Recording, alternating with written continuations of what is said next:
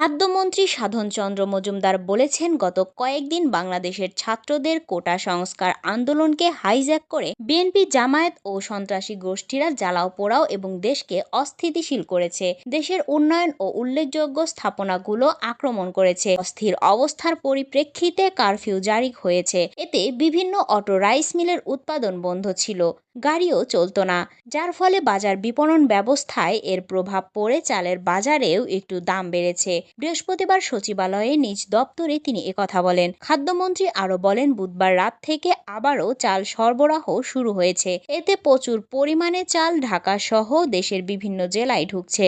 বাজারে খুব শীঘ্রই আগের রূপ ফিরে আসবে। পর্যাপ্ত খাদ্যশস্য মজুত আছে।